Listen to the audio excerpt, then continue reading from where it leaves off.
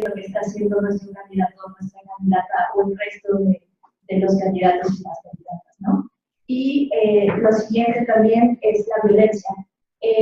La violencia que se vive en el país, tanto de género, estructural, etcétera, etcétera, creo que es una de las agendas que, si bien nos gustaría que fueran colocadas dentro de las agendas de campaña que cada candidato, que cada candidata llevara, si no lo hacen así, ya tenemos la facultad de poder demandarlos, de exigirlos, de evidenciarlos, y eso es algo que construye muchísimo, no solamente la agenda electoral o la agenda de campaña o el programa que se construye, sino también nuestra propia agenda como sociedad civil.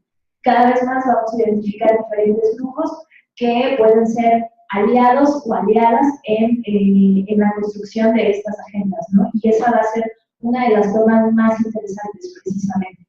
Y por último, a mí me gustaría puntualizar muchísimo en que, si bien el panorama electoral está un poco peleado entre partidos políticos y los muchos aspirantes a candidaturas independientes, hay una esperanza que puede resultar muy, muy interesante, como es Manchuy.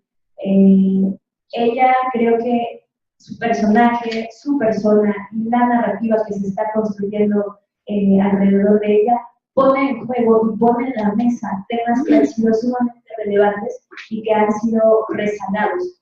Sin embargo, su presencia, independientemente de lo que ocurra en estas futuras elecciones, va a sentar un precedente. Vamos a volver a mirar aquellas personas que sufrimos de violencia en nuestros derechos, problemas dentro de la comunidad más pobre de México, como es Chiapas, por ejemplo, etcétera, etcétera, ¿no? Todos los temas de la agenda indigenista van a volver a mirarse. Y creo que eso es uno de los factores más enriquecedores de toda la narrativa de Manchuy, por ejemplo. Y digo, las primeras reacciones ya se hicieron notar, ¿no? Con un México racista, con un México que no ha terminado de reconocer en el otro la presencia de la comunidad indígena dentro de nuestras raíces, ¿no?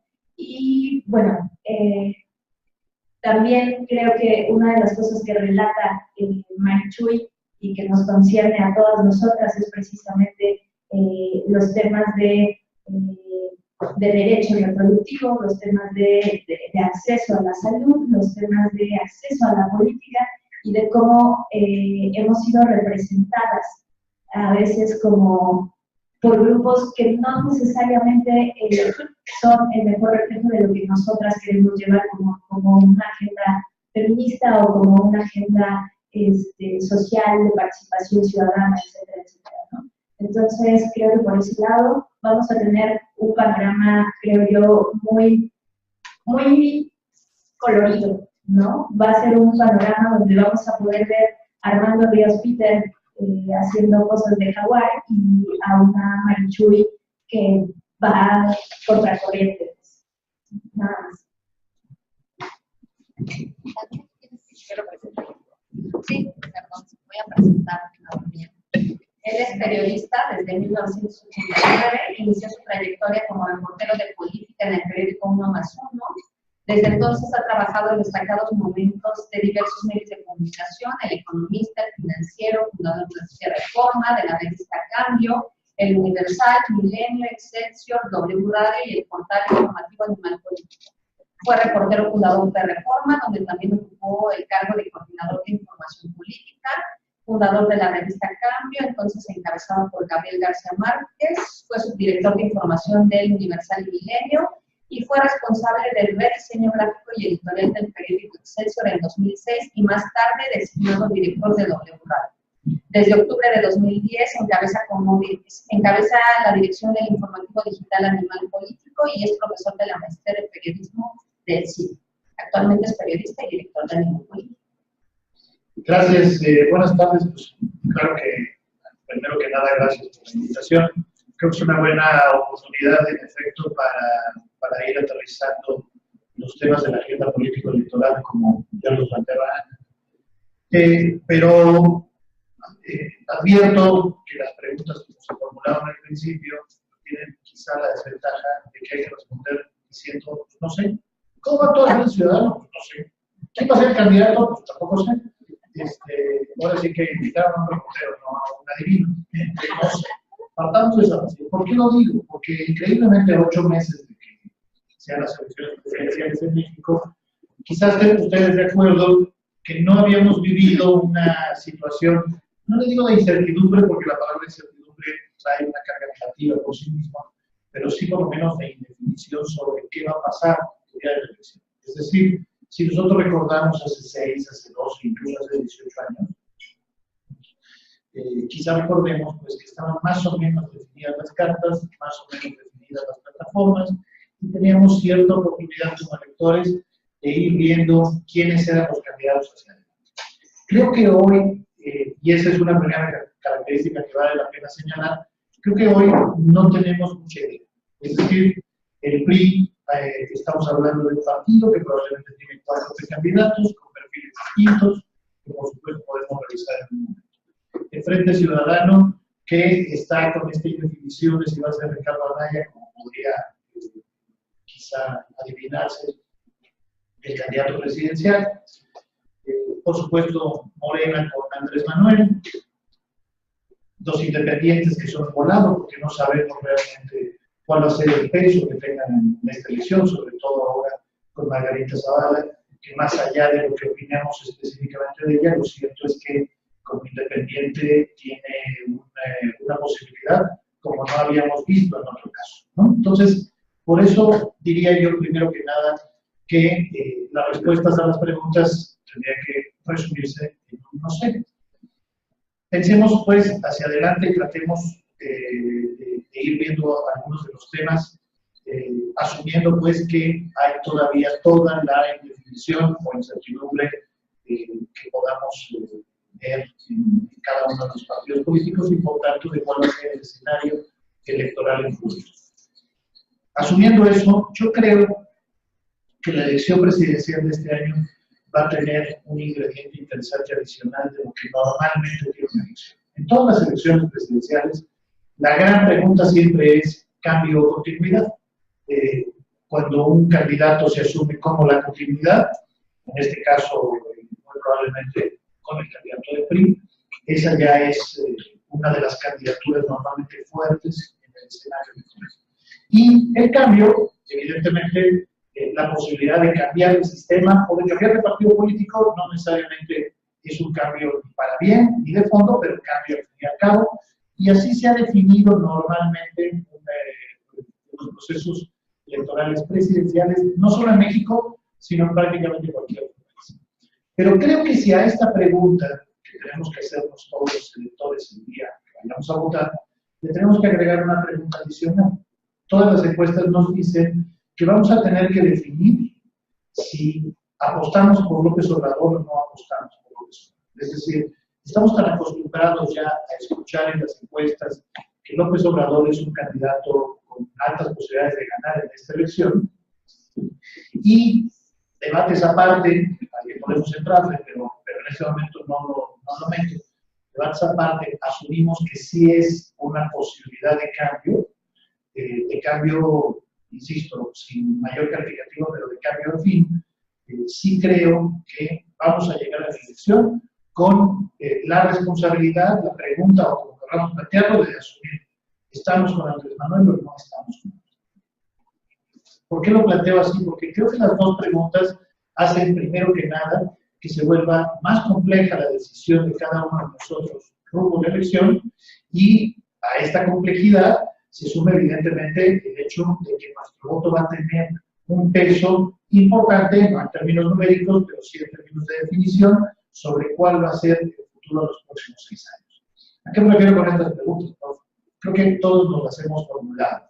Si votas por López Obrador y no votas por un independiente, si votas por un independiente, pero desperdicias, entre comillas, tu voto y ya no votas por López Obrador. Esa sola pregunta, yo pensaría que más de una de ustedes ya se le está haciendo, porque en la elección de julio esa va a ser una gran pregunta.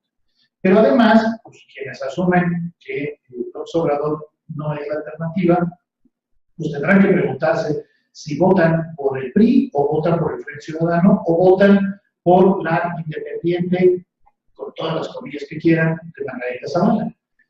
Insisto, creo que esos dos primeros retos son importantes de tomar.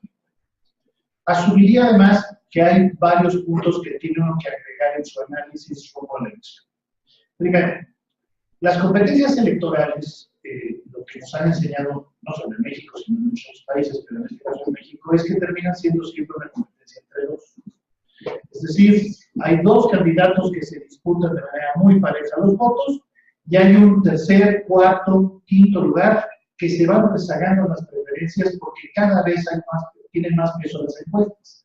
Y las encuestas ayudan a ir decantando quiénes son los dos punteros que van a disputar la elección. Este dato es importante porque hoy no tenemos idea si va a ser PRI contra Frente, PRI contra Andrés Manuel, Frente contra Andrés Manuel, Independiente Zavala contra Andrés Manuel, o sea, cualquiera de las alternativas que pudiéramos diseñar, o Zavala contra el PRI, es decir, todas las alternativas que ustedes quieran plantear, pero que lo cierto es que las encuestas nos van a ir decantando, que lo más probable es que haya competencia entre los dos.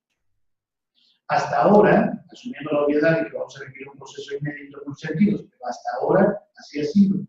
En esta elección pasada fue Peña contra Andrés Manuel, en la elección pasada fue Calderón contra Andrés Manuel, en la anterior fue Fox contra la Bastida, y en tercer lugar, insisto, se va rezagando y se queda en los 20 y tantos puntos, mientras que los dos primeros se quedan entre los 35 y los 40.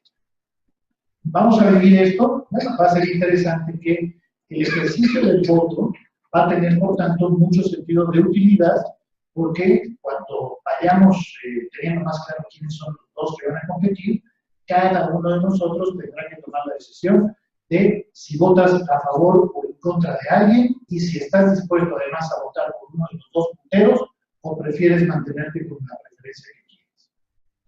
Segundo, si a esta competencia entre dos, las encuestas hoy nos dicen que es Frente Ciudadano contra Andrés Manuel, yo soy convencido de que ni de lejos tenemos que dar por muerto al PRI.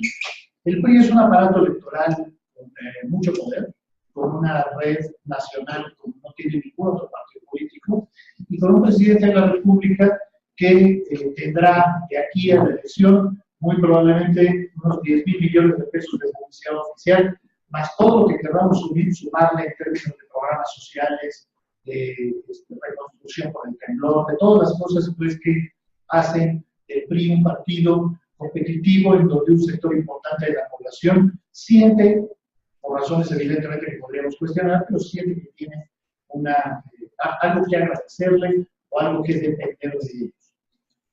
Hoy hay 4 precandidatos cuyas diferencias entre unos y otros nos sirven para recordar que el PRI en términos ideológicos es tan elástico como la elección quiera.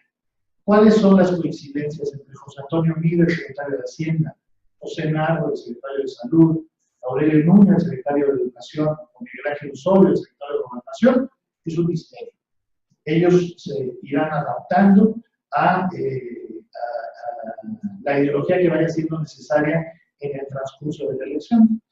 Lo cierto es que en el PRI, cuando vemos estos 4 precandidatos, creo que va a ser interesante ver cómo toman la decisión la tomará el presidente, pero a quién deciden poner, porque cada uno de ellos llega a un espectro electoral distinto. Porque José Narro, digamos que es el candidato, vamos a ponerle todas las comunidades del mundo, si ponemos a revisar estas calificaciones van a ser más que cuestionadas, pero digamos es el candidato del centro izquierda, Meade es el candidato del centro derecha, Osorio es el candidato del aparato, y Nuño es el candidato que es el más parecido a la personalidad de Peña, sea eso una virtud o un defecto, será decisión de los electores, pero insisto, lo cierto es que es el más parecido a Peña. Importa la decisión, evidentemente, porque estará definida, a partir de cómo vean ellos el proceso hacia adelante. Es decir, si asumen que van a competir contra Zavala o contra Ricardo Anaya, no sería imposible que postularan a Senarro, porque ocupa un espectro más progresista, suponiendo que sea cierto, pero bueno, insisto que todo, en este caso, cuando hablamos de candidatos del PRI, siempre sale con todas las comillas, ¿no? Pero el más progresista, o si el reto es enfrentarse al Obrador, habrá que ver también si el candidato puede ser José Antonio Meade, el secretario de Hacienda, que por razones, por diferentes razones, se ha ido colocando como el funcionario eficiente y no cuestionado del gabinete. También por razones misteriosas. Yo sigo sin ver en su currículum las grandes luces de algunos columnistas, pero bueno, eso no importa. Lo cierto, y el presidente lo ha dicho en alguna oportunidad, y creo que es de las pocas cosas que son absolutamente ciertas que ha dicho el presidente, es el PRI no necesita un candidato posicionado para arrancar el proceso electoral. Para eso está el gobierno. Es decir, incluso los precandidatos, pienso en Aurelio Nuño, que tienen niveles de conocimiento de 3, de 4, de 5%, se pueden posicionar como candidatos conocidos con relativa rapidez, porque para eso tienes todo el aparato. Entonces, yo solo insistiría, creer en las encuestas de hoy que el PRI es un partido que está en un lejano tercer lugar, es subestimar la fuerza del PRI y olvidarnos que el presidente es básicamente un animal electoral, es alguien que ha sabido ganar elecciones y es alguien que ha dedicado mucho tiempo a este otro elemento. Tercero, si al hecho de que va a ser muy probablemente una competencia de dos y que veremos cuáles son los dos hasta muy probablemente finales de abril, si al hecho de que yo soy convencido de que el PRI no está muerto, tenemos que agregarle, lo decía hace un momento, ¿qué va a pasar con los independientes? ¿Y qué va a pasar? Me refiero no al peso electoral, en este caso, de los independientes estilo Pedro Ferriz. Esperemos que no logre las firmas, porque sería una cosa un poco de terror. Pero sí en el caso de Margarita Zavala. Margarita Zavala sí puede cambiar la figura de independencia. No porque sea independiente, sino porque es la única que tiene un aparato electoral digno de competir contra las maquinarias electorales del PRI. ¿Y qué va a pasar además con otras candidaturas testimoniales que evidentemente creo que es la más significativa e importante con mucho es la de Marichuy? ¿Cuántas de ustedes están dispuestas a votar por Marichuy en un escenario en donde López Obrador y quien sea, el PRI o el Frente o Margarita Zavala, o quien sea, estén compitiendo y en las encuestas nos digan que hay una diferencia del 2, 3, 5%? El hecho de votar por Marichuy, ustedes tendrán cada uno que evaluar si significa, insisto, desperdiciar el voto y no votar por López Obrador o no. Ese va a ser un reto muy interesante y nunca nos había pasado eso. Eso por eso lo menciono como un dato que va a ser interesante ver qué va a ocurrir. Y finalmente, el cuarto punto es recordar que las elecciones, las de gobernador y las presidenciales, de las cosas que nos han enseñado es que la dispersión del voto sí beneficia al PRI, por lo que decimos. El PRI es el único partido que es un bloque, que está arraigado en absolutamente todos los distritos del país. Eso no le pasa ni a Morena, ni al PRD, ni al PAN. Los tres partidos son claramente regionales, aun cuando las regiones que valgan sean todos los grandes que quieran, realmente son regionales. Seguro que algunos de ustedes han visto las fotos de López Obrador en Durango, son mítines de 50 personas. Bueno, el único partido pues, que tiene presencia nacional es el PRI, y es importante que teniendo esta fuerza, teniendo garantizados entre el 25 y el 28% de los votos, que es lo que normalmente tiene, veamos que la dispersión va a significar mayores posibilidades para que el PRI sea el otro partido competitivo. Es decir, en un escenario de Morena, Ricardo Anaya, Margarita Zavala, Marichuy y el PRI, lo cierto es que entre más candidatos de la oposición haya, más posibilidades tendrá el PRI para ganar. Y esta es otra pregunta que cada uno de nosotros tendremos que hacernos al momento de votar. Bueno, creo que va a ser pues interesante esos elementos, sobre todo porque yo soy uno, no sé si a ustedes les pasa, pero yo soy uno de los que está convencido de que Morena y López Obrador nos están llevando un poco a un callejón sin salida, que es yo o el abismo, ¿sí? Es decir, si no gano yo, cualquier otro candidato es exactamente lo mismo. Y cada vez que oímos a Andrés Manuel posicionar sobre temas tan diversos como este crimen organizado en un extremo, o, para mencionar algo que evidentemente les interesa, agenda feminista, no dice, híjole, de veras vamos a votar por López Obrador. O sea, alguna vez lo hemos platicado que quien quiera votar por López Obrador casi tiene que ponerle de elección, porque cada posicionamiento que dice nos hace dudar más y más de que es una alternativa real. Entonces, no es sencilla, pues, por eso el escenario electoral para el próximo año. Yo sí me niego, yo como simple elector, me niego a aceptar que estamos con la espada contra la pared. Que si votamos por Manichú, estamos en realidad beneficiando a la mafia del poder. Me niego a pensarlo así porque no creo que haya, en el caso de Morena, haya presentado una agenda convincente en todos los temas que tendría que presentar. Pero bueno, ese es otro tema que si quieren le seguimos hablando. Yo solo quisiera cerrar esta primera intervención diciendo hay dos elementos que me gustaría agregar. El primero es que la respuesta del no sé se basa además en un hecho que creo que es incontrovertible. Ni en el caso del PRI, ni en el Frente Ciudadano, ni en Morena, algunos de los que están aquí tienen absolutamente ninguna injerencia en la elección de sus candidatos. Es decir, es algo en donde la participación ciudadana va a ser tan limitada, en donde va a ser algo tan de acuerdo popular, que realmente tiene uno que desear que el candidato seleccionado te convenza en algo. ¿Quién va a participar en la selección del candidato del PRI? Pues el que Peña Nieto. Y va a sortear a sus dirigentes, gobernadores, o sea. Pues sí, pero como aquí no veo ningún dirigente del gobernador del PRI, pues no nos van a preguntar a ninguno de nosotros. Entonces, ciudadano, pues será básicamente un acuerdo popular, con base en intereses y con base en lo pragmático que Ana mencionaba hace un rato. Y en el caso de Morena, bueno, pues va a ser divertido que alguien diga que también quiere ser precandidato y va a enfrentar a López Obrador, ¿no? Entonces, en la selección de los candidatos vamos a tener muy poco que ver, y sobre todo en el diseño de las campañas electorales. ¿Qué nos vamos a topar en las campañas si es algo que va en detrimento de nuestros intereses, que es? Los candidatos van a estar tan preocupados en llegar al mayor número de simpatizantes que van a preferir, como además ya se ha demostrado y ahora podemos poner ejemplos, van a preferir definir lo menos que se pueda su agenda de gobierno, su posicionamiento sobre temas que consideren polémicos, que van a eludir todo tipo de debate. Es decir, ¿cuál es la razón fundamental por la cual López Obrador evita pronunciarse sobre temas tan básicos como derecho, como el matrimonio de personas del mismo sexo, aborto, cualquiera de ellos? No es porque no tenga un posicionamiento sobre el tema, sino porque teme perder los votos si se pronuncia en favor o en contra de toda la. ¿Cuántas veces le hemos escuchado a López Obrador decir que eso se va a consultar? Cuando cualquier persona, incluso de su propio equipo, le podría explicar que los derechos no están sujetos a consulta.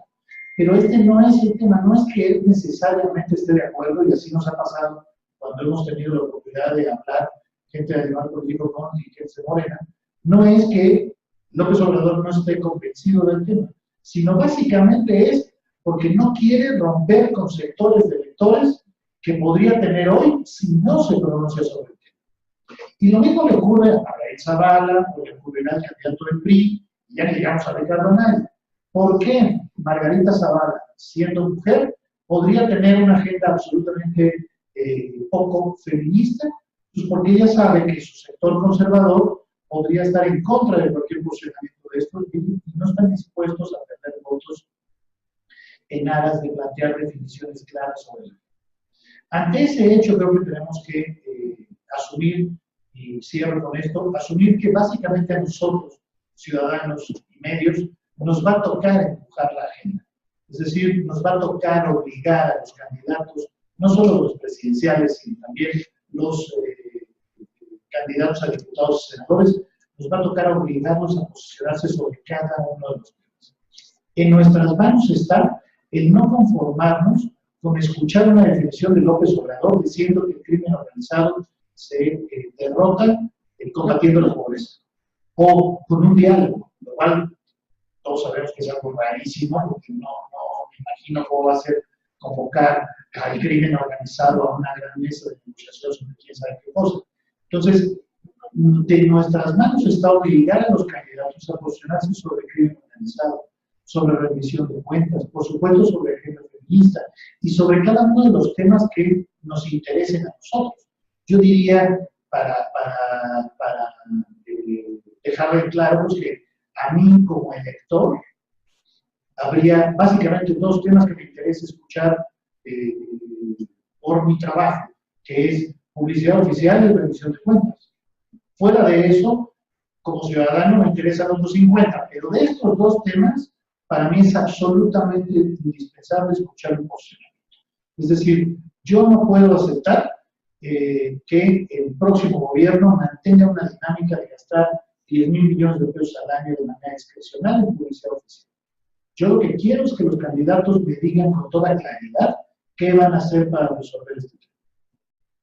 Y lo mismo con rendición de cuentas. El último video de López Obrador, apenas del jueves pasado, en donde hace un video de 5 minutos explicando cómo Morena ha ayudado a los damnificados, es un clarísimo ejemplo de lo que se entiende López Obrador por rendición de cuentas. Estamos hablando de un video en donde López Obrador sale con unas fotocopias en donde dice, Morena le entregó 2.400 pesos a 500 damnificados de la delegación Álvaro Obregón. Esa es rendición de cuentas, porque además así se suman, y así se presume en el video. Pues no, para mí eso no es suficiente. Yo quiero saber quiénes son los 500, de dónde salió el dinero, quién definió que eran 2.400, cómo se tomó la decisión de que fueran esos 500 y no otros 500. Yo quisiera saber si hay un trabajo de afiliación paralelo a la entrega del dinero o no.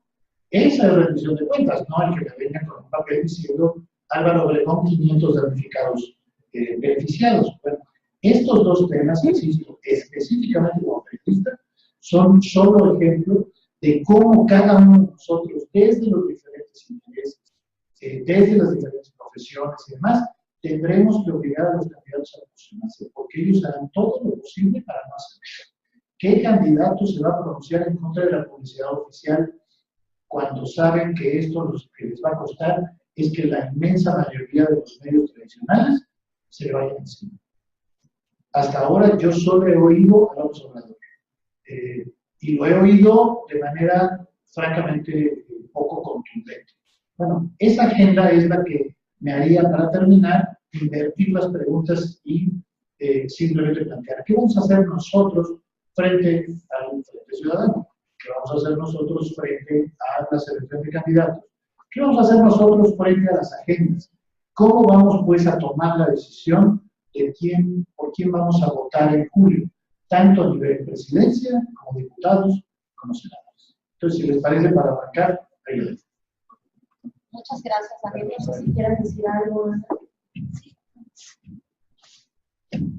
Creo que también un punto muy importante a resaltar es precisamente ante todo este número de personas que se lanzan como independientes, creo que debemos estar conscientes de que la figura de los independientes, lo que significaba en el 2015, por ejemplo, es una figura que la vimos deconstruirse. Al inicio, cuando comenzaba a sonar esta figura dentro de la vía electoral, todo el mundo pensaba que tal vez era una puerta a que las cosas, a que las personas que nos representaran por primera vez fueran personas honestas, fueran personas íntegras, etcétera, etcétera.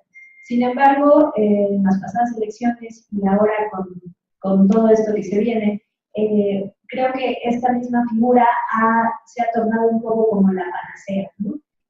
Al principio lo vimos así, como si ser independiente fuera la solución a todos los problemas de corrupción y de impunidad y de falta de representación que nos dan los partidos políticos. Sin embargo, el hecho de que tantos independientes salgan, por ejemplo, como Margarita Zavala, que claramente viene de un partido político de muchos años de estar militando dentro de este partido, como Armando Ríos Peter, etcétera, etcétera, todos los que podemos mencionar, Bronco, que traen un pasado fuerte de militancia en un partido político, hay que siempre preguntarnos, hay que siempre cuestionarnos esta figura, ¿no? ¿Quiénes están detrás? ¿Cuáles realmente son sus grupos de interés? ¿Cómo realmente funcionan? Desde el financiamiento que van a tener, si es que logran recolectar o recabar todas las firmas que necesitan, hasta su ética y su programa de campaña, ¿no? Creo que eso siempre ha sido uno de los alineantes que debemos tener a la mano a la hora de evaluar precisamente nuestro voto y de razonar. Varias personas han comentado sobre la figura de Pedro Kumamoto, completamente desde que se lanza ahora a la senaduría. Se tomó esa decisión dentro de Wikipolítica precisamente porque el Senado pues, es un órgano privilegiado, es un lugar donde prácticamente se manda a descansar a todas esas personas que ya cumplieron con su cuota dentro de la militancia de un partido político. Y precisamente lo que nosotros hacemos dentro de Wikipolítica es tratar de tomar estos espacios, ¿no? Que estos espacios tengan un significado totalmente distinto, que estos espacios sean un lugar donde ciudadanos podamos ocupar abiertamente estos lugares donde se toman las decisiones y poder hacer verdaderamente y colocar una agenda que sea en común, ¿no? Que sea construida por todas y por todos. Entonces, bueno, con base en eso, creo que es súper importante también tener muy en cuenta el razonamiento de nuestros votos y sobre todo si el razonamiento de nuestros votos, como bien decía Daniel, va enfocado hacia un o una independencia. Bueno, vamos a abrir las preguntas, no sin antes decirles a nuestros panelistas si nos hemos planteado otro escenario, por ejemplo, ¿qué papel está jugando el partido Encuentro Social en este momento? Porque, bueno, un escenario que se ha planteado dentro del mismo PRI es que puede, si no es el candidato Osorio, y ellos se han planteado junto con el Verde que podrían abanderar que fuera Osorio Chong, Partido Encuentro Social, Nueva Alianza. Y lo otro es que hoy en la mañana, justamente, Lorenzo Córdoba abría la puerta a que Margarita Zavala, a pesar de que se declaró independiente y va a buscar las firmas, no está cerrada la ley a que pueda ser abanderada por un partido político que de nueva cuenta puede ser Encuentro Social, que es la agenda conservadora que realmente abanderan estos políticos de ultraderecha, ¿no? Entonces creo que es un escenario que debemos de revisar. Lo otro que me gustaría que habláramos también en el asunto de los independientes es que uno de ellos es un candidato que se dice ahora de la derecha rosa, abiertamente gay, pero que viene de los grupos empresariales de Monterrey, y que bueno, pues ahí estamos viendo una serie de espectros que no nos habíamos planteado antes, que nos los ponen muy difícil precisamente porque inclusive puede ser engañoso diciéndose un candidato presidencial abiertamente gay, pero con una agenda conservadora que no habíamos visto antes. Entonces me gustaría que lo reflexionáramos un poco y daremos paso a las preguntas a nuestros compañeros. Silvia. No sé si le puedo pasar. Gracias. Creo que estaba primero Cristina. Ah, sí, Cristina y luego sí. Ah, bien. La pregunta va para Daniel y para Ana. Ah, la pregunta va para Daniel y para Ana. Me gustaría saber su opinión de más allá quien gane la elección presidencial. Ante el embate del crimen organizado y los compromisos internacionales de México como país, quisiera saber qué posibilidades hay de un cambio favorable para México. Vamos a dar. No, la compañera sí. Bueno, pues primero agradecerles sus opiniones y su participación. Y me parece que también es muy importante que se nos puede abundar sobre el escenario del electorado. ¿Qué tipo de electorado tenemos en México? ¿Cuál es, dentro del panorama que están planteando, creo que es indispensable hablar, aparte de toda la estructura que tiene efectivamente el PRI, por lo cual efectivamente no se le puede dar por muerto, sería un error muy importante. Pero en esto de los pesos y los contrapesos, estando en ese callejón sin salida que parece ser que es al que vamos a ir, Yo por lo pronto sí pienso que el candidato del frente va a ser Ricardo Anaya, que cualquiera que salga del PRI va a obedecer a esa serie de intereses que vienen conservando desde hace muchísimos años, por lo cual México está pues en las condiciones en las que estamos, que prácticamente no podríamos hablar de algún rubro del país que podamos decir, en ese sí estamos más o menos. ¿No? Corrupción. Bueno, somos el primero, ¿no? También el primero en maltrato contra animales, también el primero en pornografía. Tenemos varios lugares que no quisiéramos tener.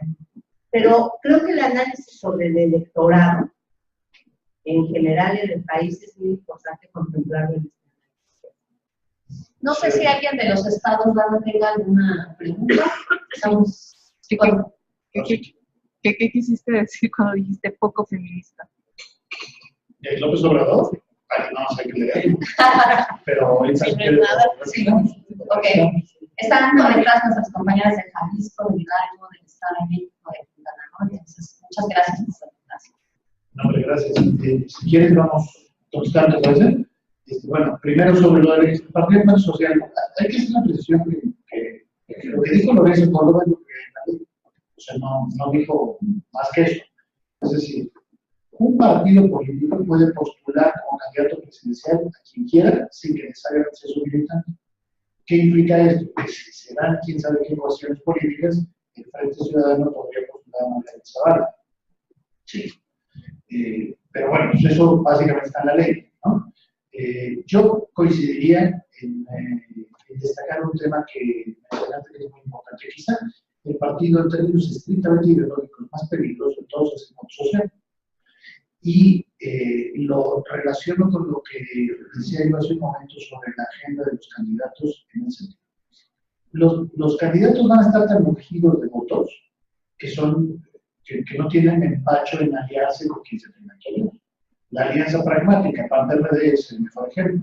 Pero yo creo que va a estar claro que el PRI va a ir con Verde, Nueva Alianza y Partido Encuentro Social. Y si tienen que ceder en temas que a ellos les parezca poco relevantes, pero que para nosotros son muy importantes, creo que es algo que tenemos que alertar. Es decir, sí creo que va a ser muy importante de tomar en cuenta, porque sin duda Encuentro Social tiene una agenda, pues, no sé, de hace 100 años, en los temas en muchos temas que nos pueden ocupar e interesar, ¿no? Entonces, coincidiría pues, con lo que mencionas creo que nosotros tendremos la obligación, como ciudadanos, primero que nada, de cobrarle al partido que se alíe, o al candidato que se alíe con el Encuentro Social, ¿no? O sea, no podemos dejarlos pasar. Y ahí retomo algo que decía Ana, que me parece importante, que es, creo que parte de nuestro trabajo tiene que ser la auditoría a los planteamientos públicos de los candidatos, no solo presidenciales, sino de cualquier cargo de elección popular, y de realizar plataformas electorales. Algunas veces dan una lugar espantosa, porque las plataformas electorales son muy bien cumplidas, pero ahí es el único lugar en donde por lo menos podemos exigir cosas. Cuando le decíamos a una dirigente morena, oye, que López Obrador y los temas poco feministas, para retomar lo que mencionábamos, decía, no, es que somos el único partido que tiene una Secretaría de la Diversidad Sexual. Pues es cierto, ¿no? Tendríamos que revisar, insisto, las plataformas electorales de los partidos para poder sobre eso tener mayor claridad de por quién votar. Eso lo vinculo en el caso específico del crimen organizado. Híjole, yo creo que digamos, hay dos planteamientos básicos sobre el crimen organizado que tendríamos que exigirle, por lo menos, dos planteamientos que tendríamos que exigirle a los candidatos. El primero es, ¿cómo vas a cambiar la estrategia que lleva 12 años demostrando que no funciona? Es decir, la estrategia de descabezar cárteles, de enfrentar, de mandar al ejército y a la marina, que es la estrategia que empezó con Calderón y que Peña Nieto ha seguido igualita. Creo que tenemos que pedir a los candidatos que sean claros en decirnos cuál va a ser su estrategia para mañana. ¿Y por qué subrayo para mañana? Porque la segunda parte va a ser exigirles soluciones estructurales. Es decir, cuando López Obrador dice para enfrentar al crimen organizado hay que enfrentar la pobreza, no deja de tener algo de razón. No porque sea tan simple el tema de vincular pobreza con crimen organizado, porque si no, Chiapas y Oaxaca serían los estados con el mayor número de crimen organizado y no lo son. Pero lo cierto es que hay una clarísima relación entre falta de oportunidad, pobreza y demás, desigualdad con crimen organizado. Entonces creo que tendríamos que pedirle a los candidatos esos dos temas. A mí me gustaría también pedirles un posicionamiento sobre legalización de las drogas. O sea, yo soy un convencido, pero no quiero que todos estén de acuerdo, pero yo soy un convencido de que no podemos enfrentar el tema del crimen organizado si no entramos también a legalización. Como veo el espectro de los candidatos, legalización suena como siglo XXII. O sea, ninguno de los precandidatos que públicamente es con cierta posibilidad, de los precandidatos en general, ninguno ha entrado al tema de legalización. No, digo, no sé si me está fallando la memoria, pero yo creo que, ¿verdad? Ninguno. Entonces, es uno de los temas que creo que desde la agenda ciudadana podríamos o tendríamos que buscar. Y finalmente, sobre el perfil del electorado, creo que es un tema muy interesante e importante de subrayar en varios sentidos. Lo primero es, la cantidad de electores de este país es escandalosamente grande. O sea, estamos hablando de 85 millones de personas con posibilidades de votar. Es un gigantesco. Y creo que uno de los temas que es importante nosotros también asumir esas responsabilidades. Un sector muy importante de esta población, que muy probablemente ronde entre el 45 y el 60%, datos basados en las elecciones anteriores, tienen un profundo desprecio por la política electoral. Y eso me parece peligroso. Me parece peligroso para este país, porque evidentemente el desprestigio de la clase política existe y hay razones para eso. Pero sumado al desprestigio de la clase política, creo que lo que se está desprestigiando es la democracia. Y es importante defender a la democracia como el único sistema posible para este país. Y la democracia, en este caso, partiendo o pasando por la democracia estrictamente electoral. Los que tenemos cierta edad, tendríamos que acordar que en este país los votos se cuentan desde hace muy poco tiempo. Que estamos lejos de tener un sistema electoral perfecto, lejos, lejísimos, pero que no es poca cosa que apenas en la elección de 1988 se robaron las urnas, no como una anécdota, porque eso ha pasado en elecciones en México, es decir, oye, se robaron 2 urnas. Pues sí, pero eso es una anécdota, porque en un país en el que se ponen tantísimas urnas, 2 no es nada. Estoy hablando de que en 1988 se robaron cientos. Se rellenaron miles de urnas. Y estamos hablando solo del 88. ¿No? A mi generación le tocó, no solo la mía, quizá una anterior también, nos tocó construir un sistema electoral. Un sistema electoral en donde se contaran los votos. A mí me gusta mucho presumir porque sí creo que sí es una etapa de la que yo me siento orgulloso, de que en 1982 la primera candidata mujer que tuvo una agenda igualitaria en donde se incluyeron temas de minorías en todos los sentidos fue Rosario Ibarra de Piedra y yo participé en esa campaña. Nos costó mucho trabajo construir ese sistema. Hoy ese sistema se desmorona por la falta de confianza que le tiene la gente a la clase política y por lo poco útil que ve la gente que es la democracia. Creo que a nosotros nos toca, los que estemos convencidos, yo soy convencido, nos toca recordarle a los de 18, a los de 20, a los de 25, a los de 30 y a los demás que no confían en las elecciones ni en la clase política, que no es absteniéndose como solución, sino es presionando, participando e incluso votando, porque solo así podemos construir el sistema democrático al que aspiramos. Y si yo creo que la cantidad de gente que en este país podría estar en contra del sistema democrático es una absoluta minoría, pero eso no se corresponde con la gente que vota. Y no se corresponde por estas razones que digo, porque la gente no ve que la democracia le traiga un beneficio en la particular, o porque la gente no ve que los candidatos por los que vas a votar sean algo más cercano a un ciudadano y más lejano a un político, y como los políticos son el desprestigio absoluto, pues prefieres no votar por ellos. Yo sí creo, insisto, termino con eso, que a nosotros nos debería de tocar el presionar para esto, el presionar para que los candidatos sean candidatos cada vez más cercanos a nuestros intereses, más ciudadanos, con partidos políticos, con procesos democráticos de elección interna, etcétera, etcétera, ¿no? Pero creo que nos toca a nosotros.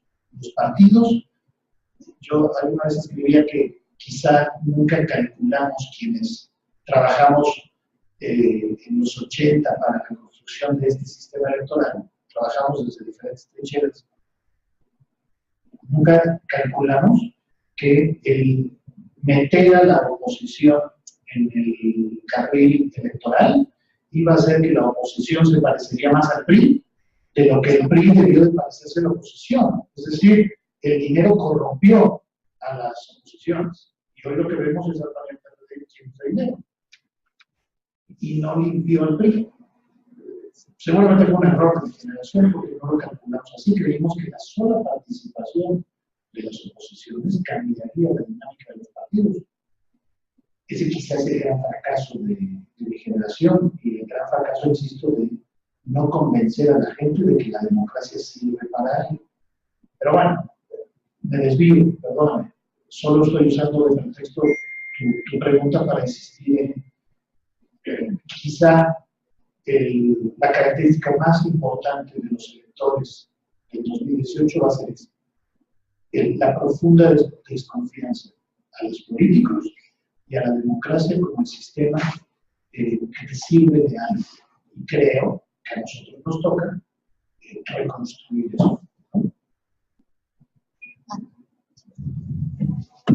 Coincido casi totalmente con lo que dice Daniel. Lo único que me gustaría complementar es precisamente y un poco atinando también a este ejemplo generacional que dabas. Mi generación concretamente es la generación que nos sentimos profundamente devastados y poco representados por todas las clases políticas que han surgido, ¿no? en los últimos años.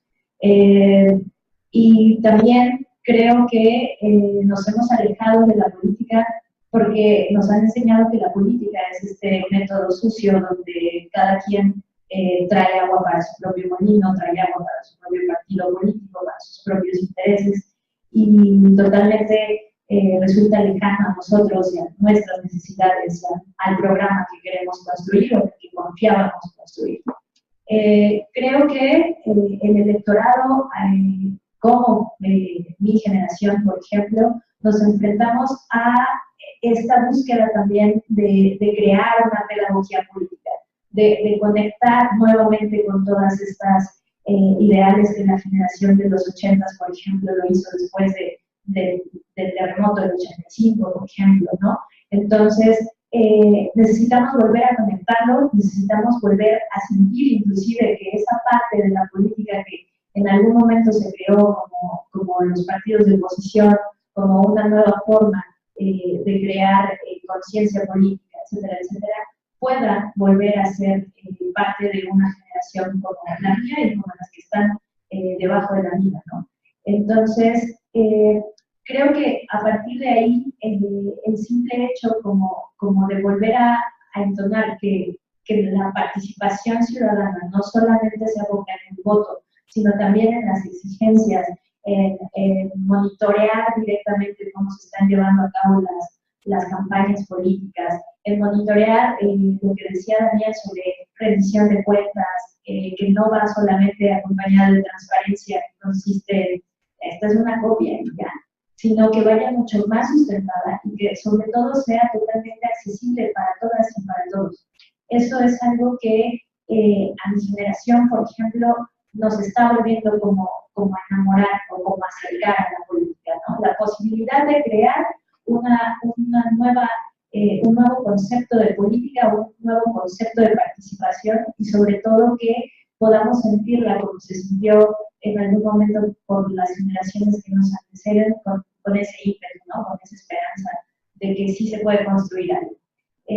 Tal vez en el camino, dentro de las muchas elecciones que están por venir, lleguemos a tener un montón de dudas y de descontento, etcétera, etcétera, pero creo que aquí es importante resaltar que la fuerza que tenemos ya como ciudadanía, que la fuerza que tenemos ya como votantes, como electores, electoras, es tal cual poder posicionar todas nuestras dudas y todos nuestros argumentos y tener la posibilidad de confrontar a todos esos candidatos o candidatas que están manejando una agenda que puede o no empatar con las necesidades y con la realidad de México, ¿no? Enfocándonos también y conectando con el tema de violencia, con el tema de narcotráfico, con el tema de delincuencia organizada, etcétera, etcétera, ¿no?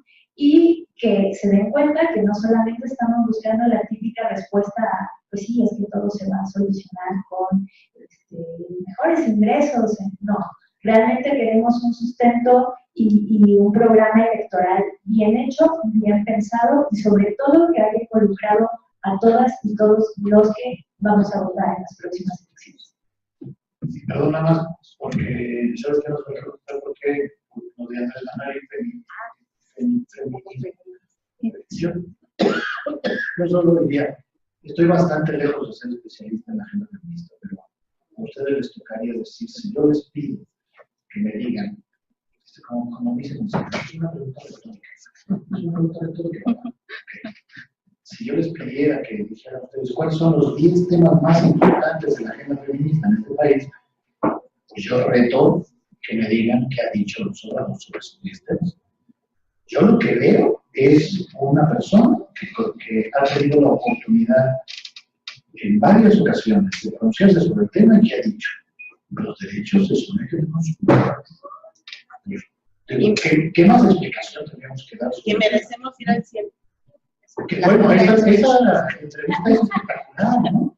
Diciendo, de veras. Merecemos ir al cielo. O sea, Las aquí mujeres no tenemos nada que hacer. cielo. Esta lógica de las mujeres son buenas porque son mujeres. ¿Por qué quiero tener más mujeres colaboradoras? Porque las mujeres son buenas. Porque las mujeres son más honestas. Porque las mujeres me enseñan a hacer. Es una gran frase, ¿no? Bueno, pues ese es el López Obrador que yo conozco, ¿eh? Insisto, ¿eh? A una mujer, no decir que no hay ningún secreto, reunidos con Claudia Sheinbaum. Claudia, que está aquí presente, se le fue a las patadas de una manera francamente poco propia, porque le decía eso. Claudia, ¿cómo es posible que tú, con la trayectoria que tienes, no puedas decirle al observador que deje de decir burradas al respecto? Y la lógica era, no, es que lo que no soy tan textual, ¿eh? López Obrador sí cree en los derechos de la mujer. Lo que pasa es que no sé por qué, juro por Dios que dijo, no sé por qué, no sé por qué, no lo dice. O sea, perdón, tú eres Claudia Sheinbaum. O sea, tú lo ves, pues no sé, supongo que una vez a la semana, o una cosa así. Si tú no sabes, pues ¿por qué me piden a mí que lo sepa? Yo no tengo ni idea. Yo lo que he oído es un observador que dice que las mujeres van al cielo, que son buenas y que son más honestas que los hombres porque son mujeres.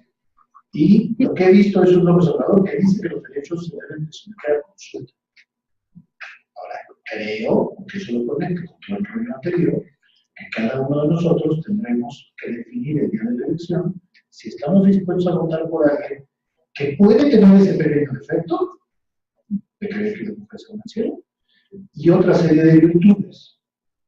Es decir, estamos dispuestos a votar por alguien que no tiene una agenda feminista, pero que puede significar un golpe en el tablero de la clase política predominante en este país. Creo que es una pregunta muy interesante. Yo les confieso que los días pares me despierto pensando, sí, y los días no, pensando, no tengo idea. Lo más probable es que lo defina, pues más o menos una media hora antes de ir a votar, porque no sé hoy. O sea, hay declaraciones que me ofenden profundamente del observador. En este caso no lo digo por la agenda feminista, sino por la agenda de libertad de expresión y de ejercicio del periodismo. O sea, López Obrador tiene una trayectoria de un hombre que no respeta el derecho a la información. No le gusta el derecho a la información. Oye, pero es que tiene cierta parte de razón, hasta cierta parte grandota de razón, porque los medios en este país están controlados por la máquina del poder. Sí, ¿está bien? Ok. Pero ni así me parece que su discurso sobre este tema que me compete a mí como periodista sea suficiente. Bueno, creo que a cada uno de ustedes les tocará decir, voy a votar por una persona que considera que los derechos tienen que someterse a votación, pero va a ser a favor de darle un manazo a esta clase política, porque también es cierto que se llame Zavala, Anaya, Osorio, Narro, Miz o Núñez, básicamente son los mismos. Matiz 1, Matiz 2, uno más por aquí, dos por allá, son básicamente lo mismo. Creo que eso es lo interesante, ¿no? Vamos a llegar a una elección en donde probablemente sea López Obrador o cualquiera de los matices de la mafia del poder. Yo diría, otra vez me extiendo, perdón, yo diría, la expresión de la mafia del poder me parece uno de los grandes aciertos políticos de López Obrador. Es cierto. O sea, no es lo mismo con las saladas de veces que ustedes quieran. No es lo mismo Margarita Zavala, Ricardo Anaya o Santos Ramírez. Es básicamente lo mismo. La expresión en ese sentido no es controlada. Y va a ser Andrés Manuel contra la mafia del poder. ¿Sí?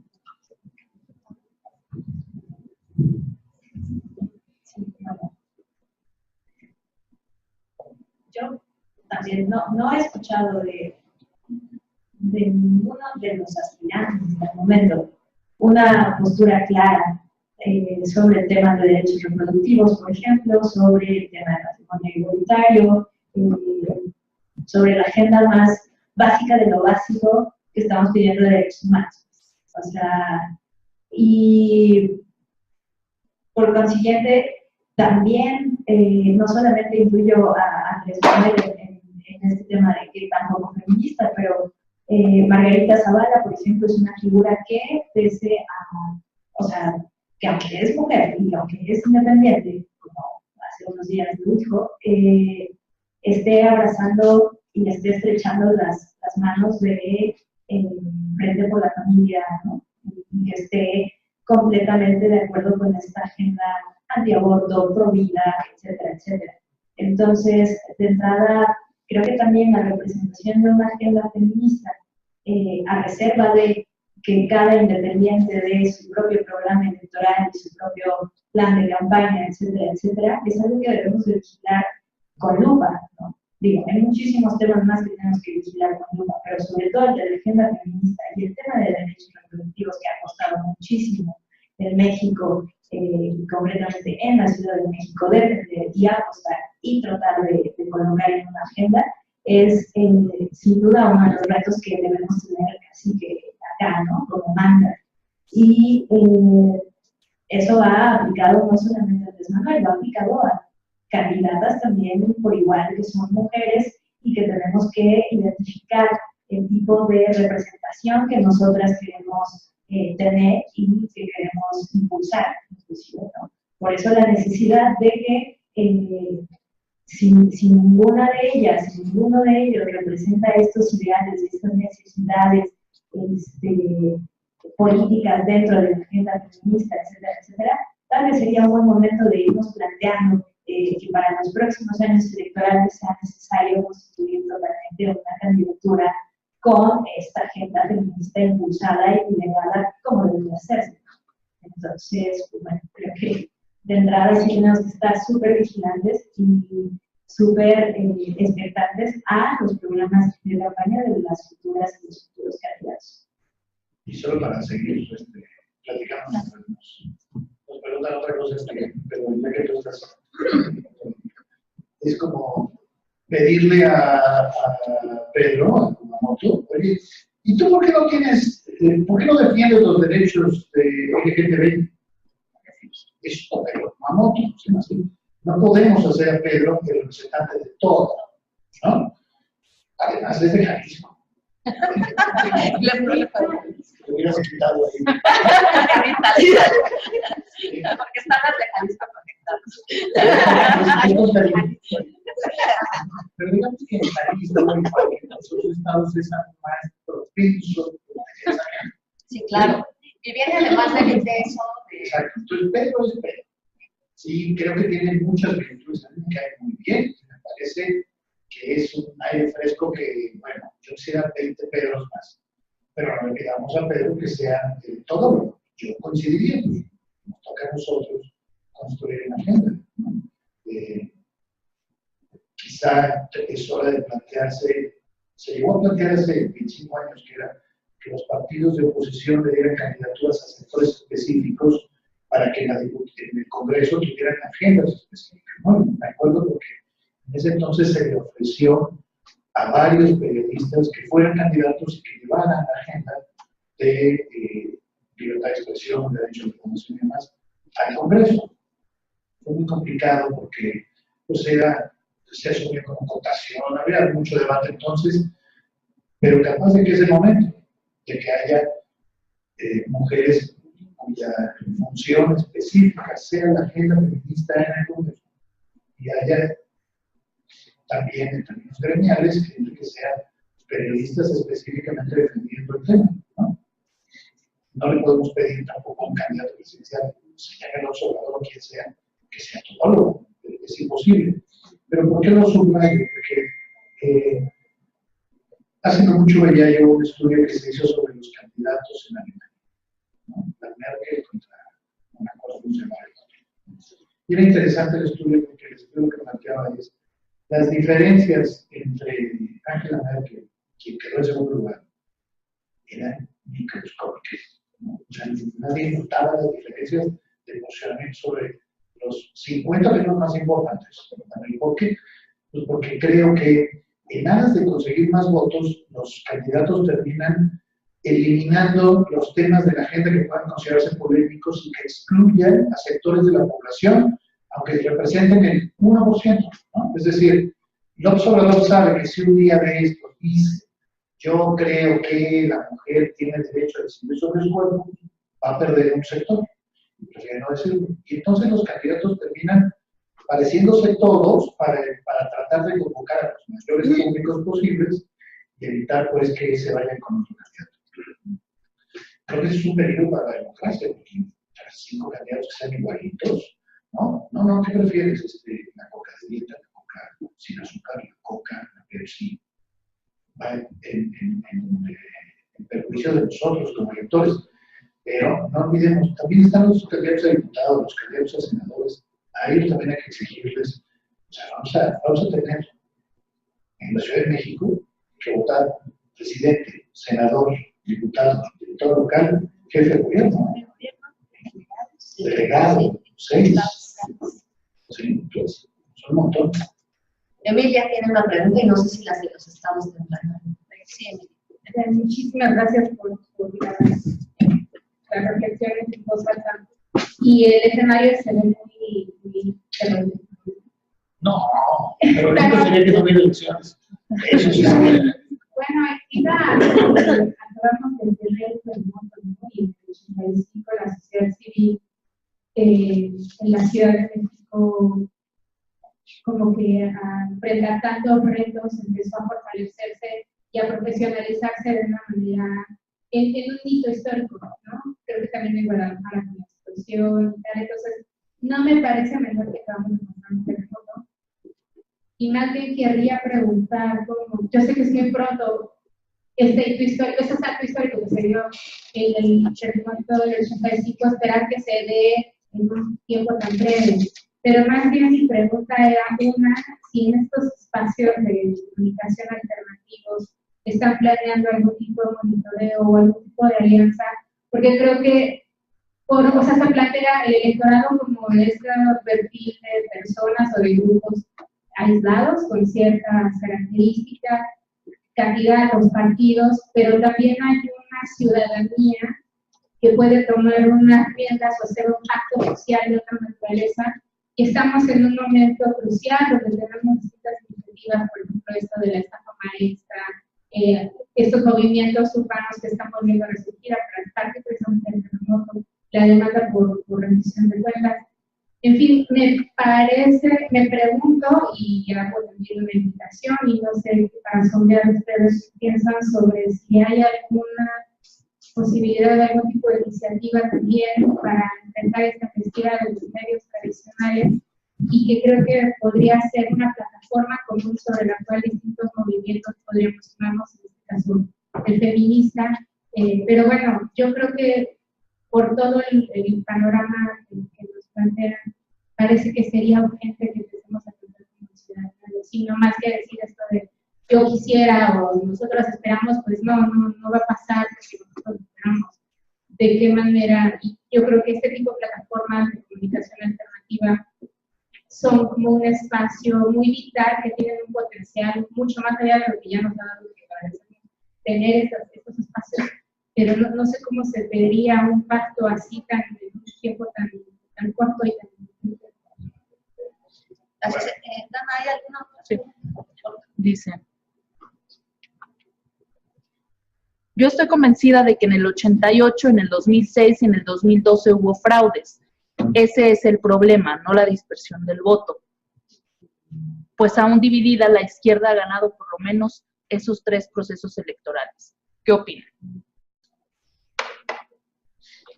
Sí, tiene razón, pero creo que en este caso generalizar no sirve para el análisis.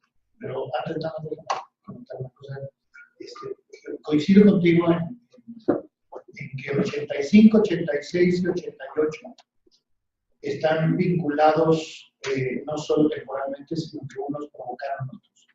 Es decir, el temblor y todo lo que significó el movimiento urbano. El 86, que fue pues, el movimiento estudiantil más importante en no sé cuántos años. Y, por tanto, el 88 sí creo que tiene una relación causa-efecto muy importante. Y luego, 2012, creo que el tema más importante que se dio en 2012 en un sentido fue yo soy 130, ¿no? Entonces, creo pues que en estos 2 procesos electorales lo que nos queda claro es que los movimientos ciudadanos son la única posibilidad para crear elecciones en donde solo los partidos políticos y los políticos tengan que ver. Es decir, para decir un lugar común, la política es demasiado importante como para dejársela solo a los políticos. Entonces, coincido que quizá el tema más importante de cualquier elección sea la organización ciudadana. En el caso de los medios es muy complicado, te confieso que es muy complicado, porque, digamos, nosotros tenemos una planeación de cobertura, que ahora la comento porque tiene que ver con esta otra pregunta sobre el fraude. Tenemos una planeación de cobertura, pero es muy difícil que nosotros desde el más político además nos metamos en iniciativas ciudadanas, básicamente porque somos muy pocos y tenemos mucha chamba. Entonces, no imagino cómo podríamos hacerlo. Yo diría que una prioridad para el más político es abrirse a expresiones ciudadanas no partidistas. Es decir, nosotros vamos a eludir la cobertura de acompaña al candidato y cuéntanos qué dijo. Para eso se inventó el universal. Para eso se inventó Notimex, ¿no? Nosotros intentaremos, y creo que fue algo que en su momento hicimos relativamente bien en 2012, que fue, nos volvimos un medio en donde el movimiento estudiantil encontró un espacio donde hablar. Espero que tengamos el talento para detectar esos movimientos, no solo en la Ciudad de México, sino en el resto del país, y poder abrirles el espacio para potenciar en la medida de lo posible sus mensajes, sus demandas, sus propuestas y demás. Creo que esa tiene que ser nuestra chamba. Es decir, que podamos abrir nuestro espacio a que se conozca la agenda feminista. Como mencionamos, la agenda, en este caso la agenda feminista. Creo que va a ser importante eso, porque en la medida que logremos eso, podemos lograr que los candidatos a diferentes niveles también se pronuncien sobre el tema. Creo que esa sería básicamente la chamba. Habrá que ver, insisto, cómo la analizamos. ¿Por qué lo digo? Y aquí lo conecto con el fraude. Efectivamente, 88, 2006 y 2012 son procesos electorales que están bastante lejos de considerarse limpios. Pero son procesos en donde el fraude se hizo de manera completamente distinta. Y si nosotros no distinguimos unos de otros, va a ser muy difícil evitar que se repita y, en términos periodísticos, cubrir informativamente el asunto. ¿A qué me refiero? En 88 fue un mugrero.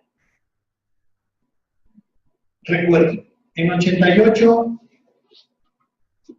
solo el número de casillas de lo que entonces se conocía, bueno, tal vez se conoce como casillas zapato, es decir, con el 100% o más del 90% de votos en favor del PRI, era casi una tercera parte.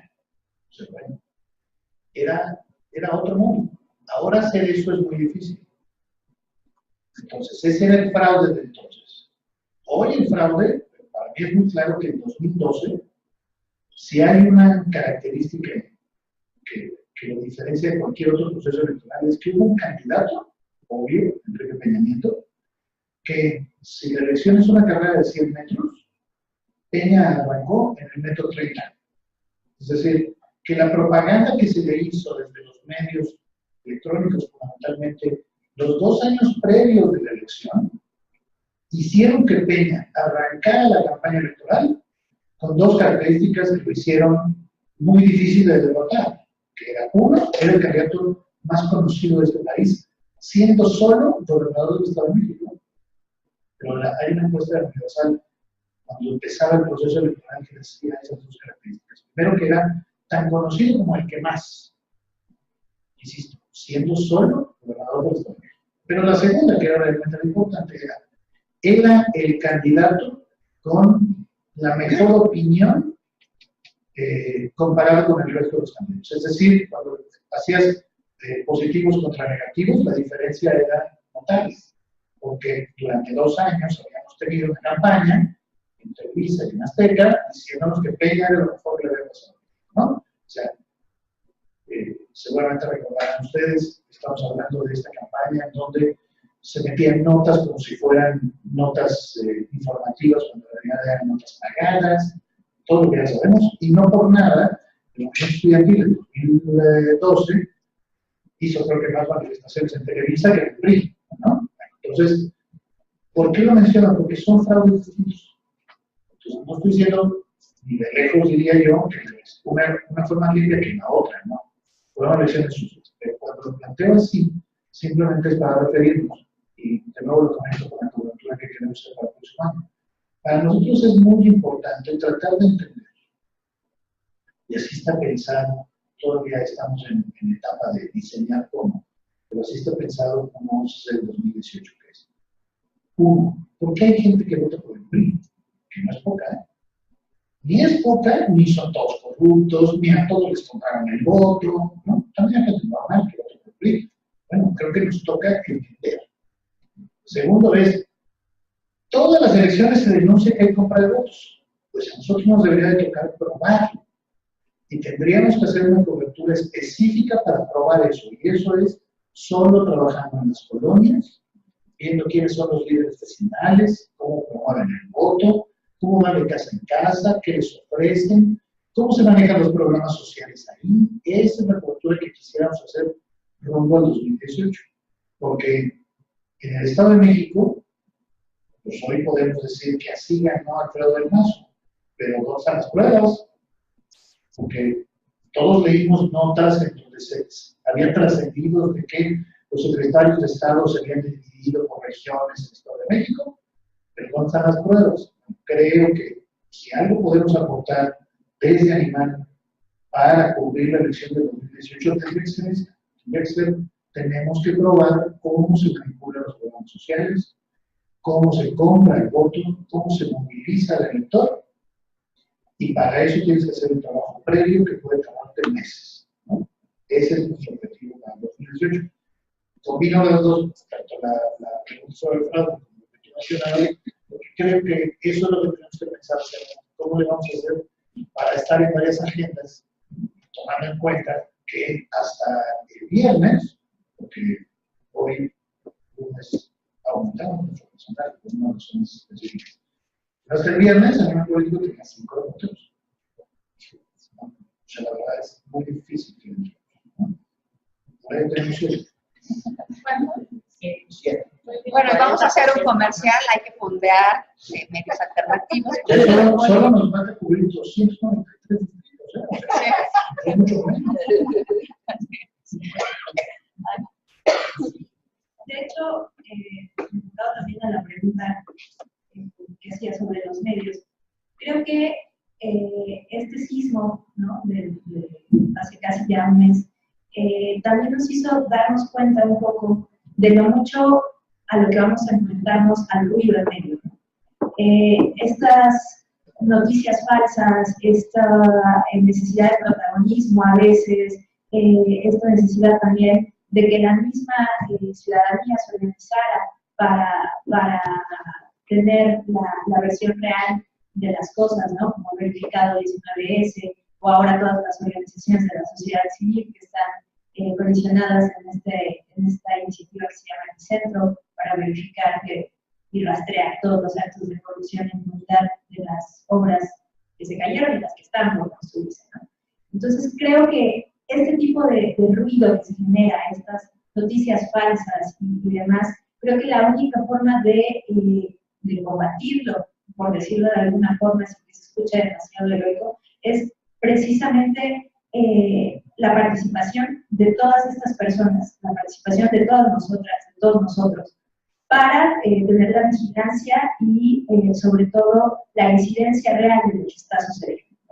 Daniel ya lo planteaba y lo planteó muy bien, pero sobre todo creo que la forma de organización tan orgánica que se dio en torno a una catástrofe como es un terremoto, etcétera, etcétera, es algo que debería quedarnos y que debe quedar como memoria histórica y como memoria colectiva, de que la organización, de que este tipo de iniciativas que surgen con el único interés de tratar de quitar este ruido del medio es algo que resulta súper valioso y que al final se ve traducido en efectos que son, sin duda, que van a impactar la vida, ¿no? De aquí en adelante, como lo fue el sismo del 85, con todas las organizaciones que surgieron de ahí, lo mismo puede surgir de acá.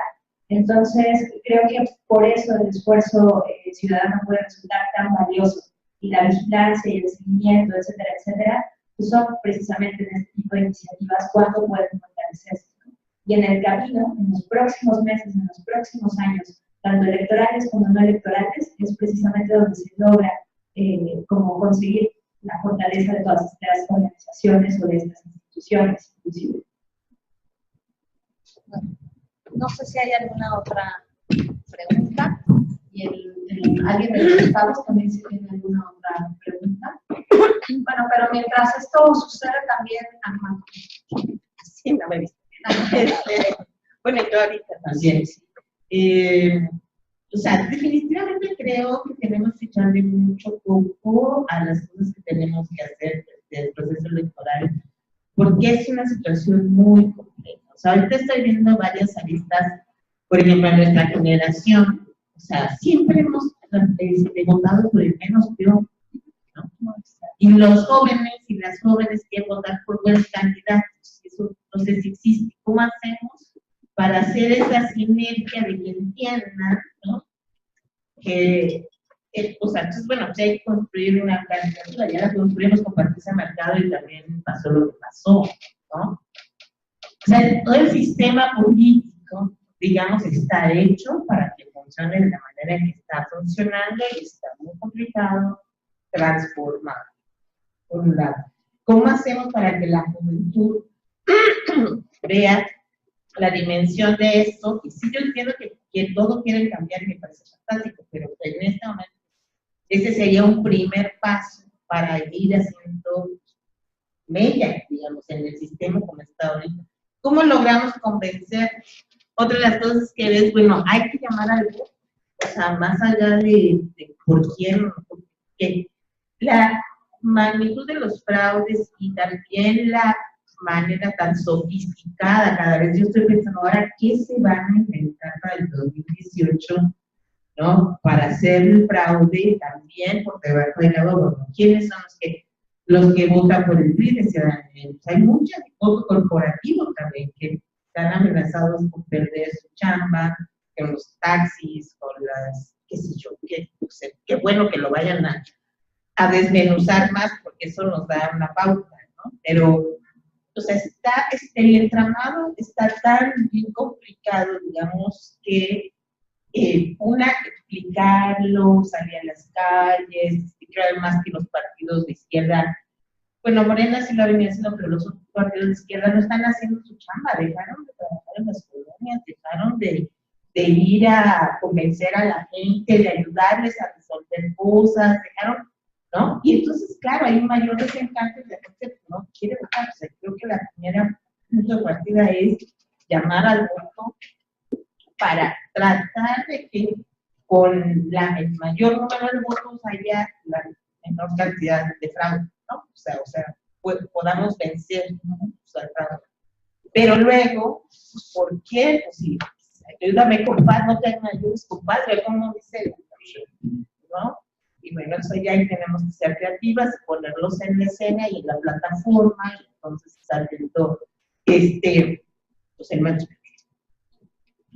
Bueno, yo sí tengo, perdón, un comentario y una pregunta. Dana y yo venimos de un estado priista que no ha cambiado, y bueno, coincidimos con María Eugenia. Tiene que ver que la gente vota porque tiene chamba desde que es delegado de la colonia mínima y recibe que la piñata, que los dulces, le dan trabajo en el gobierno. Y bueno, es una manera de sostener el sistema, por ejemplo, creo que es de las cosas que suceden en Hidalgo. Lo otro, justo Daniel, lo que decías es cómo le hacemos para regresar a estas cuotas de los partidos como eran los plurinominales y ahora los quieren desaparecer, ¿no? Cuando es ahí donde el movimiento feminista, el LGBT, el ambientalista, etcétera, era donde tenemos realmente agenda, y ahora es una de las cosas que sostienen que pues, tenemos que quitar. El financiamiento público creo que es una pregunta que hay que hacernos. En el caso de Tumamotes y Voto no hay dinero, pero muchos otros especialistas dicen no hay que quitar el dinero porque es abrirle la puerta al crimen organizado. Y bueno, ya Emilia lo tocó un poco, pero parte de las elecciones rumbo al 2018 es qué pasa con la Ciudad de México y lo que sucedió ahora con el terremoto, ¿no? Creo que cambia el espectro de la Ciudad de México. Veíamos muy claro que Morena se enfilaba, que la tenía fácil, pero ahora con todo lo que ha pasado en Tlalpan, etcétera, y toda la serie de que hay alrededor, inclusive de Claudia Sheinbaum, de la descalificación y que no pasa con Monreal, ¿cómo ven la Ciudad de México? ¿No? Entonces, esa sería mi pregunta, y bueno. Tláhuac, sí. Bueno, coincidiendo. Ya nos tienen. No nos están censurando acá.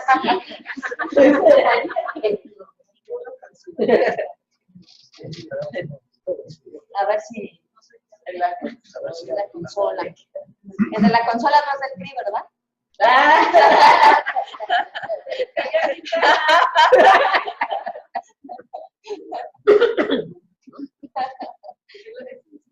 No, ninguno. No, ya.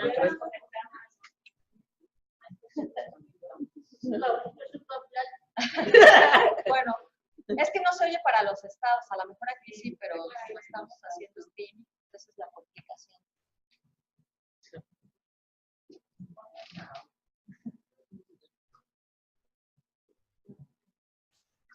No, va bien, pues vamos haciéndole así, un poco más fuerte quizá. Solo antes de explicar, informándome esto, ya me mencionaron la cubra de Mancera, porque... Ya lo vemos de salida. Seamos serios, hombre. ¿No venimos a hablar de temas serios?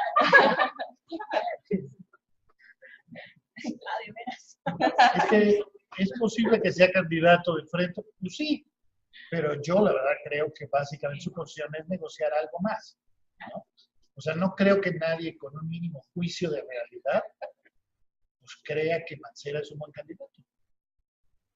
Que todo hay en la viña del Señor. Pero pues, se vaya muy raro. Es que yo creo que él ni él, ¿no? O sea, ¿qué ves cuando te ves al espejo? Ay, mira, este cuate ha sido bueno. ¿No? Yo creo que puede ser hasta presidente.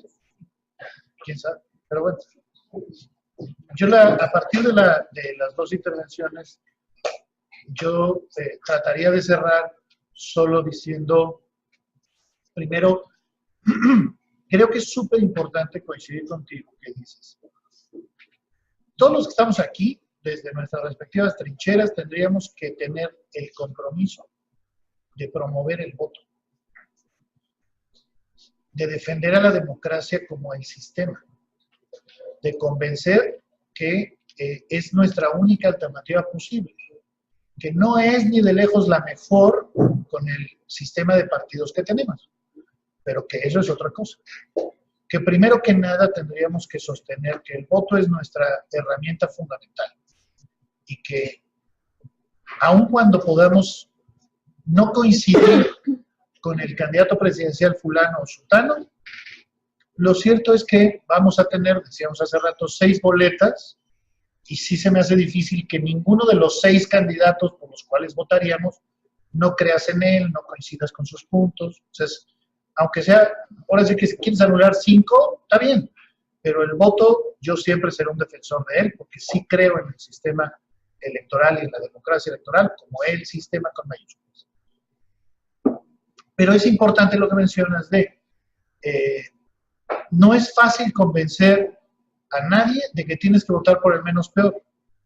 Valiente consuelo es decir que eso pasa en casi todos los países del mundo, es decir, que en la mayor parte de los países del mundo uno termina votando por el menos peor o por el que crees que va a derrotar al que consideras el peor, ¿no?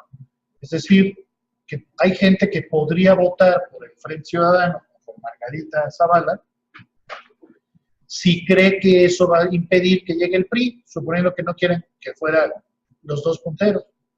Bueno, pero hay 2 cosas que agregaría. Una primera que me importa mucho es, yo soy convencido de que los movimientos ciudadanos y el periodismo tenemos un tema en común que es muy importante. Se llame el movimiento feminista o el urbano o el que sea, Tenemos que estar acostumbrados a perder. ¿Sí? Tenemos que estar acostumbrados. No estoy hablando de resignación. Fíjate, no estoy hablando de resignación. Tampoco estoy hablando de que no hagamos lo que tengamos que hacer. Me explico para no parecer melodramático sobre todo, ¿no? El combate es frente a un sistema que defiende sus privilegios. No tienen por qué ceder. Ellos hacen lo que puedan para sostenerse. Se llamen partidos políticos, gobierno o medios de comunicación. Nosotros, los que estamos aquí desde la trinchera de cada quien, los enfrentamos. Se llame un movimiento que quiere poner, para hacerle un guiño a Dana, una pista para bicis, ¿sí? O lo que sea. Bueno, cuando digo acostumbrarse a perder, de veras no lo digo en un mal sentido. Simplemente lo que digo es, ellos, se llama el gobierno de la delegación, de la ciudad o del país, se llama el Congreso, se llamen los partidos políticos, o se llamen los medios de comunicación, o se llamen la mafia en el poder, harán todo lo posible por derrotarlo. Yo le digo a los periodistas con los que trabajo, de cada 100 veces que probamos que hay un corrupto, 1 termina en la cárcel. Pero ese 1 tiene que ser la gasolina para buscar a otros 100.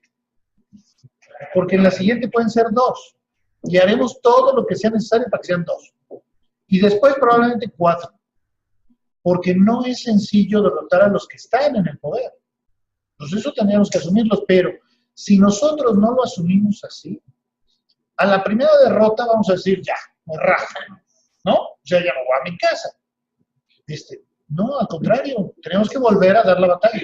Y esa creo que tiene que ser una obligación ciudadana, porque, insisto, ¿cómo no va a ser duro para los del Estado de México, pues que ganó Alfredo del Mazo? Y pues, ¿cómo para meterte en un hoyo?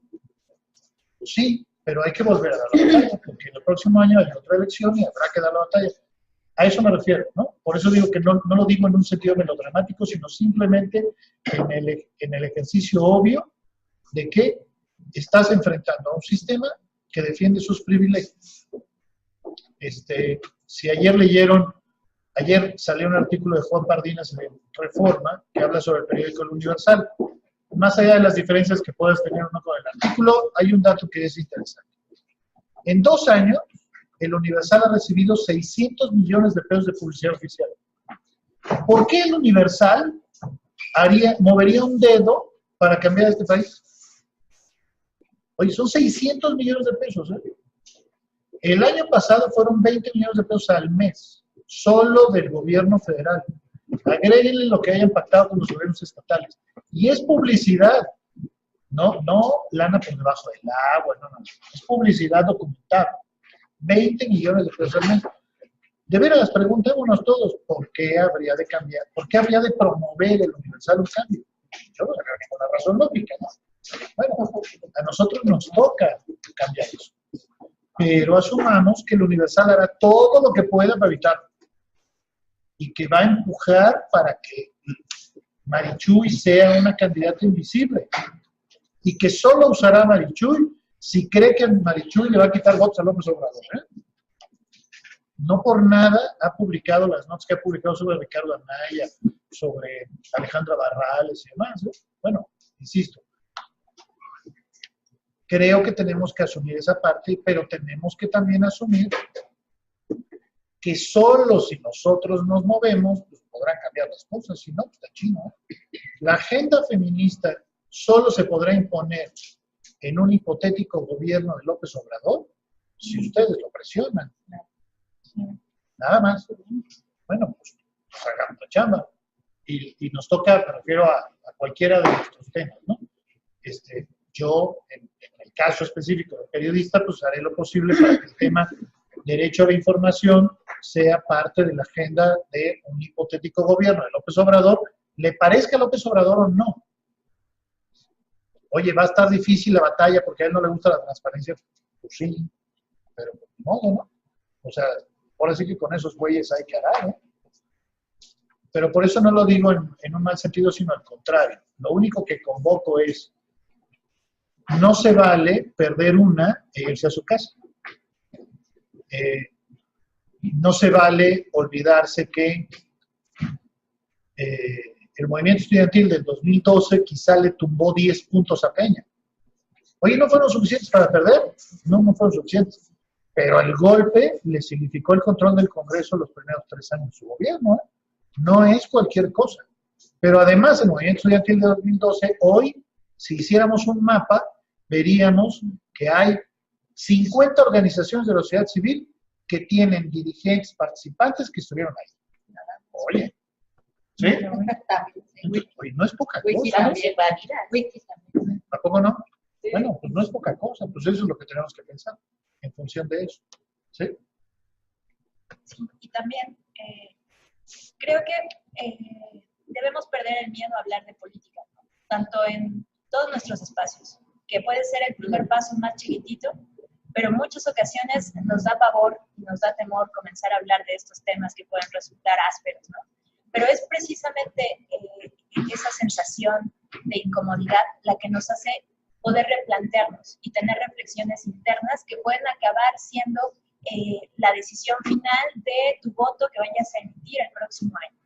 Entonces, creo que ese es un primer paso bien importante, ¿no? Y que tanto generaciones mayores, menores, las que están por estrenarse para votar, necesitamos generar estos espacios, necesitamos generar estos lugares de diálogo que no solamente se queden en el centro de los amigos o de la familia, ¿no? Sino Estos espacios, por ejemplo, por eso mismo son valiosos, ¿no? Tener la oportunidad de hablar de política con más mujeres, con más personas, etcétera, etcétera, es un primer paso que es sumamente importante y que antes no los estábamos teniendo, que antes ni siquiera se podía pensar en esta idea de hablar de política y hablar sobre cómo vemos el 2018 sin que yo fuera Ciro Murayama, por ejemplo, ¿no? De Lima. Entonces, es precisamente estos espacios donde hablar de política puede traer consigo una oleada de decisiones muy interesantes y puede traer consigo también la próxima decisión que se vaya a emitir.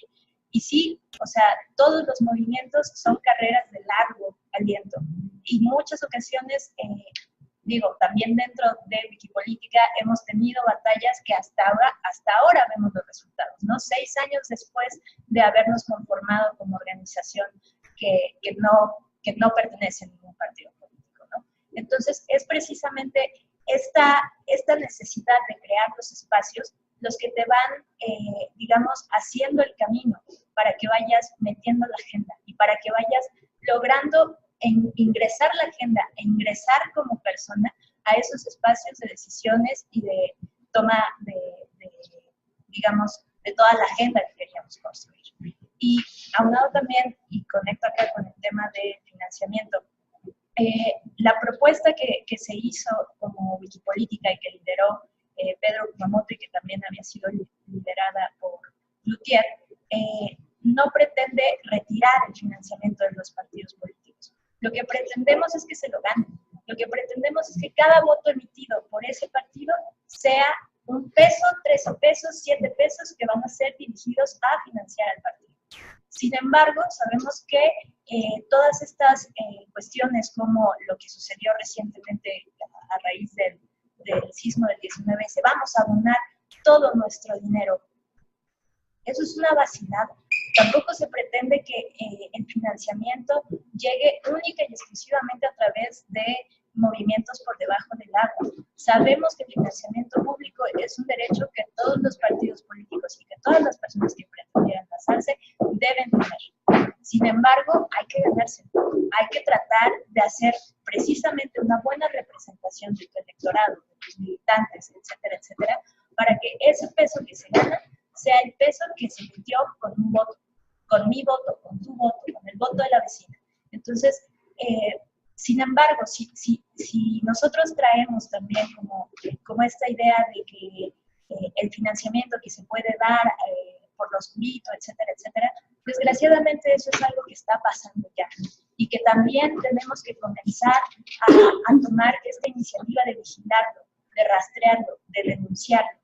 Y no basta solamente denunciarlo por la vía legal, por ejemplo. Creo que también la denuncia pública, la denuncia de los propios medios, como Animal Político, como toda esta investigación que salió de la gran estafa, nos hacen darnos cuenta de que por más pequeño que veamos este esfuerzo ciudadano, por más, digamos, dificultoso que sea el terreno y los muchos años que nos van a llevar, etcétera, etcétera, es algo que va a tener un precedente histórico y que lo que se está haciendo va a constituir la historia del futuro que ya está llegando.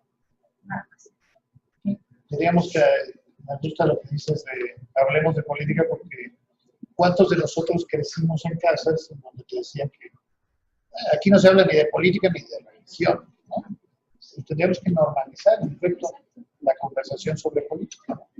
Y subrayar además, siguiendo lo que tú dices que me parece importante,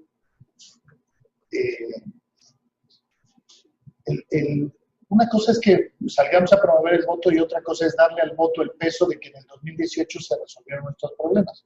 Pues no, o sea, lo insisto mucho porque de veras estoy convencido. Lo que nos toca es construir instituciones, promover agendas, obligar a la clase política a que asuma esas agendas y las lleve a la práctica. ¿Eso se resuelve en el 2018? No. Se resuelve trabajándolo hoy, mañana y pasado mañana. Peleamos como sociedad, candidatos independientes y lo echaron a perder porque pusieron requisitos absurdos y luego nos invadió la clase política a los independientes. Promovimos, no sé, acceso a la información Y ahí está el INAI, y ahora metieron a gente que está bastante lejana de ser autónoma y que no es transparente. Promovimos, no me refiero como sociedad, no me refiero a mí, promovimos sistema anticorrupción, y es una bronca que nombren un fiscal autónomo. Por eso la insistencia es, el sistema siempre buscará estar un paso adelante, siempre buscará cómo hacerle para que cada vez que hay una elección hay una reforma electoral y a la siguiente elección diseñan un nuevo esquema para darle la